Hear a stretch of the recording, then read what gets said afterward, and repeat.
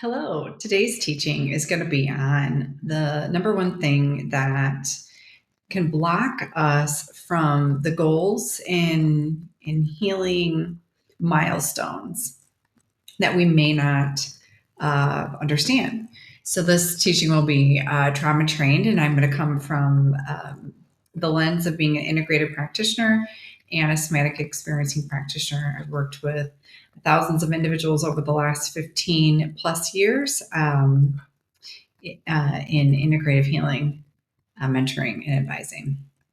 So the number one thing that we don't really understand at first when we have a goal or we want to reach the next healing milestone um, is really around our somatic capacity to be able to have that goal or milestone really be embodied or kind of have the somatic capacity for that to be realized. And the other thing that's really hard is that much of the world is not trauma informed. And so often goals are, number one, unrealistic, and they are very superficial, and they do not include the body. If someone comes from, if they come from a history of chronic stress, if they have a trauma history, if they're neurodivergent, or they're dysregulated, our nervous system has to be able to embody not only the goals and what that means for us, but we also have to be able to process that level of stimulation. Now, a lot of times people have never heard the concept of good stress, but there is a concept of good stress. And from a neuroscience perspective, our body not only is not only impacted by the past with levels of stimulation, but everything comes with levels of stimulation. Even good things come with stimulation, and the body must be able to respond and metabolize that stimulation, even if it's a good thing. So everything is stimulation.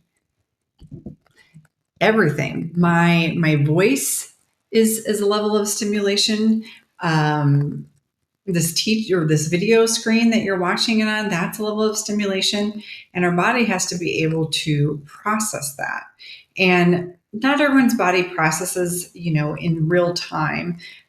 Some people can have delayed processing because of trauma and neurodivergence, but it doesn't matter because we need to be able to process the goal or the healing, the next milestone.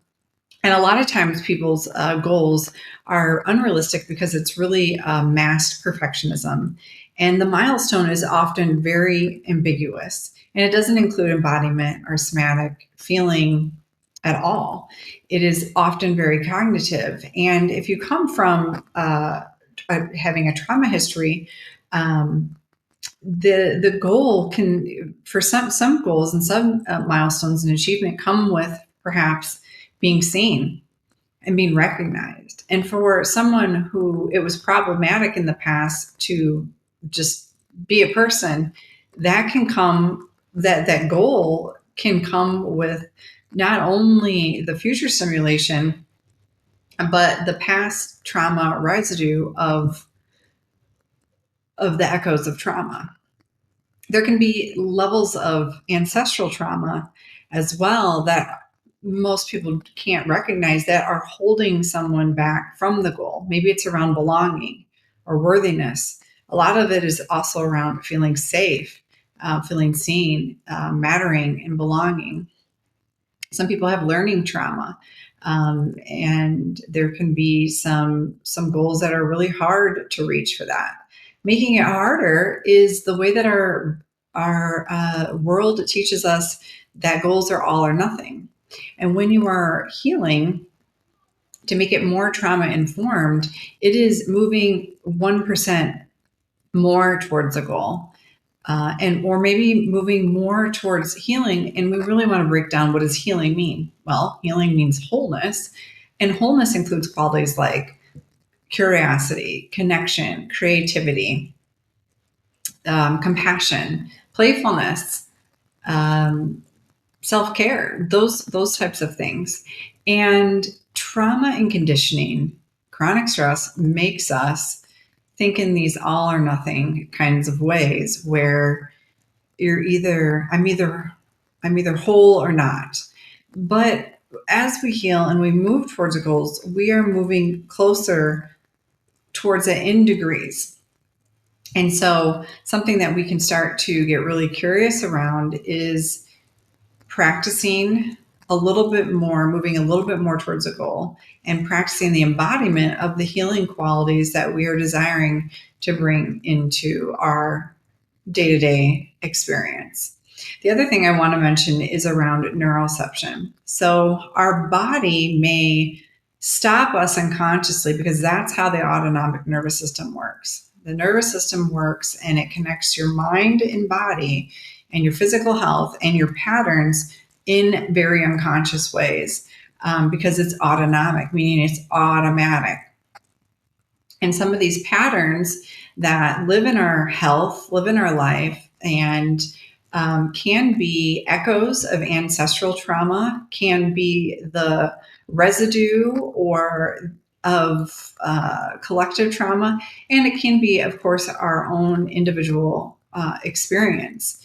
And a lot of times, what folks think are triggers are really trauma reactivations, ancestral echoes, the past playing out now, and neuroception cues. So what is neuroception? Neuroception is a neuroscience term that describes the things that are going on inside our body, our emotions, our bodily process, what's happening in our internal landscape, and then what's happening out in the world around us. So the immediate world around us, but also the larger world around us, the universe, the world. And also what's happening in between relationships that we're witnessing, and relationships between us and other people, whether that be a paid person or maybe something you know personally.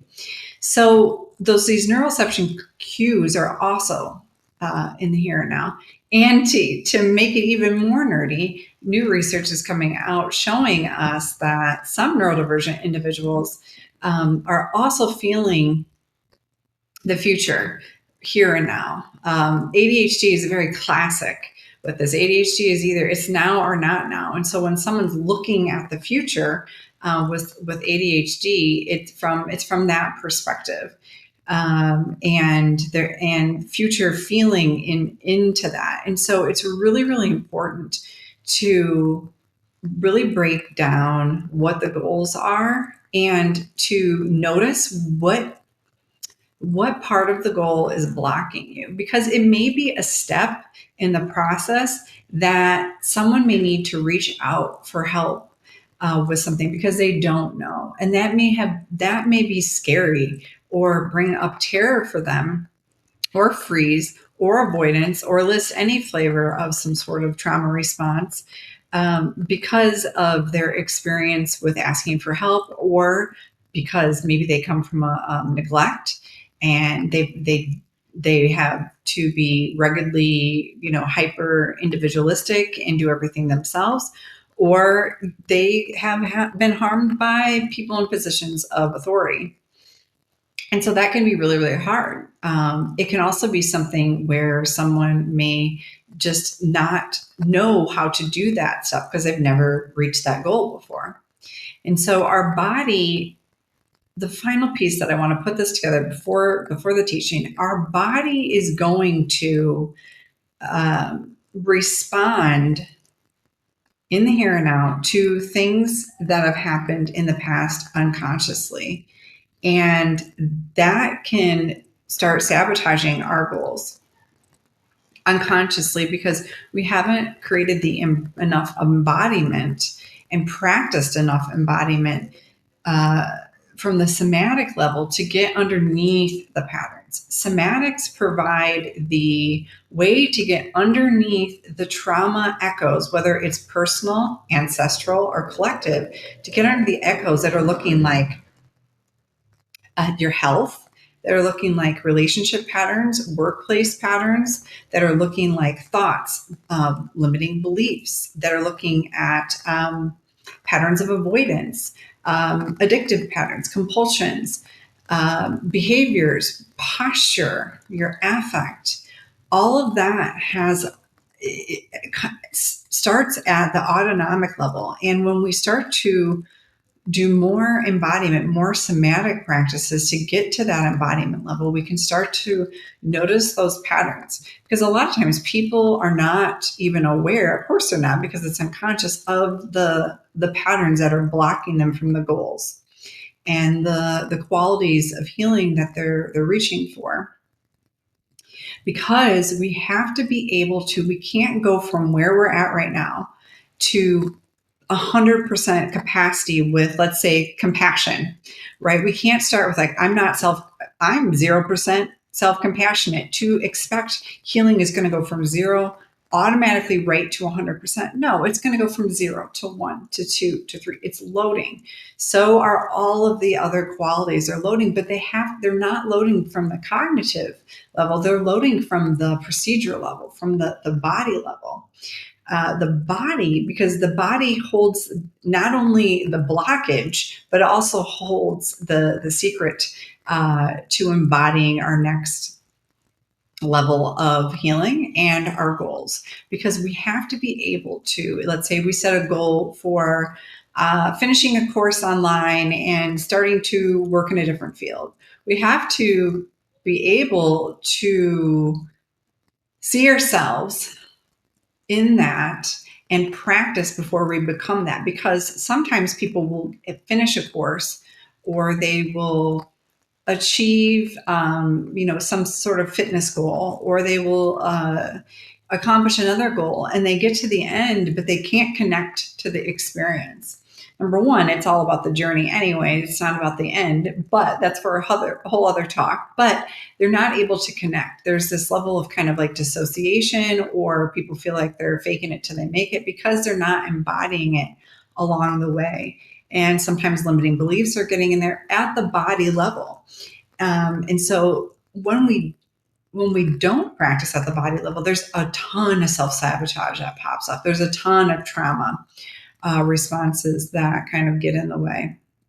And that's why a lot of people do not keep going on their goals and they abandon it because of the level of stimulation, because of what it might mean if they do achieve the goals. A lot of times, people obviously have fear around negative experience, but they're also fearful of what will happen if they reach their goals. And most people aren't aware enough to know that, because reaching the goal means that they would belong or matter. And that is going to trigger all this vulnerability in someone. And I'm not saying that they have to achieve a goal to belong or matter, but that might be what a part of them believes that might mean for them. And they may feel that this traumatized part that's frozen, in time at this younger age, that may have these limiting beliefs around I'm not good enough, I'm bad, those sorts of things that they're not able to connect to the end goal of it.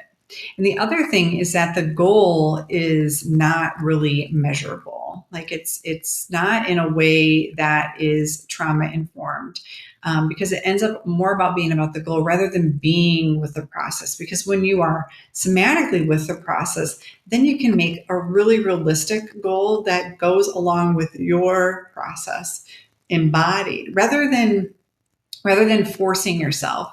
And so many trauma survivors have this feature in their nervous system where they override. And so constantly we have to work on the overriding patterns, so that we can understand what our internal boundaries are, because there may be a piece of trauma physiology that's actually blocking the manifestation of the goal or the healing outcome. Finally, the last piece is that a lot of people confuse healing with being perfect. And there is no way out of this human experience, because when you heal, especially when you heal somatically, you're going to feel everything more. The good and the bad, but at the end of the day, you're not identifying as if you are your feelings. You are the observer of the feelings. You're the feeler of the feelings. Just like you're noticing clouds in the sky, you're noticing the weather move through your body.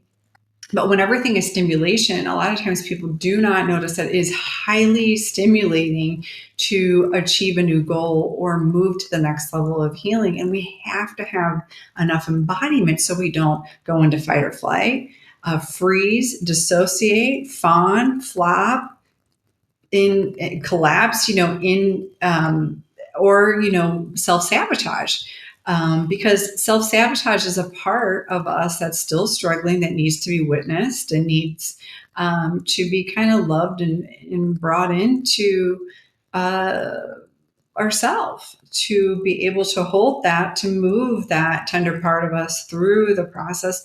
And that comes with getting to know and getting to listen to the body. So I said all of these words, right? I said all these words about somatic embodiment. And the reason that I keep showing up on various platforms to teach is because there's not enough education around the nuance around healing, wholeness, and wellness. And we also need to practice together so that we can understand what I'm even talking about, because it doesn't even make sense. Now, this is a recorded video. It's not going to be the same as if I was sitting there one-on-one with you to tailor the practice exactly towards your nervous system. But this is something that we can start to practice online together and to get curious about. And if embodiment practices are something that you're not quite ready for, maybe just listening and getting curious about that. And if you do want to practice, it's just going to be a short 2-minute practice here at the end. And I invite the flavor of curiosity just in your body, in your mind, to come and visit you, because curiosity is a part of our authentic nature, our true nature. And we can't be fully in a trauma response when we're curious. So let's get curious together. And just feeling in your body from head to toe what curiosity feels like. Oftentimes, a lot of us were never shown any embodiment practices or emotional practices. So it's really good to just kind of feel around and get to notice what that feels like inside, to get curious. Some anchors could be what's holding you, could be the earth below you, pressing your feet into the earth, knowing that the earth is there to support you, that the sun is above you or moon is above you. And then whatever you're sitting, standing, or laying on is below you. So letting gravity sink you into your body a little bit more, maybe just 1% more, just sinking in. So feeling through your whole length of your body, your feet, and through your spine. So creating some space in the spine, moving your spine, permission to move, to create some space between head and feet, and feeling the inside of your body from the inside out. And you can say here to yourself, putting one hand on your heart, maybe another hand on your belly, saying, I'm just practicing. When you fit, you're really saying that to yourself inside. I'm learning to listen inside. And you could say to yourself, I'm learning to practice blank. Like I'm learning to practice being blank, 1% more blank, curious, maybe 1% more showing up for my goals. Whatever that is, saying that to yourself and just saying it to your body. I'm practicing being 1% more curious and feeling what that's like. A part of you may pop up and say, this is stupid, or it'll never work. And you can just say thank you to the part for keeping you safe and coming back into the earth below you, the full length of your body from the inside out, your hand on your heart and belly. And you can add, if that part is really noisy, you can ask it to step back or come back close to your heart a little bit more, and that you're going to take care of it. And again, just mentioning to your body, I'm just practicing feeling what 1% more curiosity or compassion, or 1% more showing up for myself might be like from the inside, and seeing what that's like. If we had more time and we were practicing together, we could perhaps investigate what specific block is showing up for you. And that's the work that I do one on one with clients online. And for now, this is just a free resource. Take what's for you, leave the rest. If you're looking to find more information, I'm on several different social media channels at the Integrative Practitioner. And my website is theintegrativepractitioner.com. I'm Shannon. Thanks for practicing with me. I'll see you next time.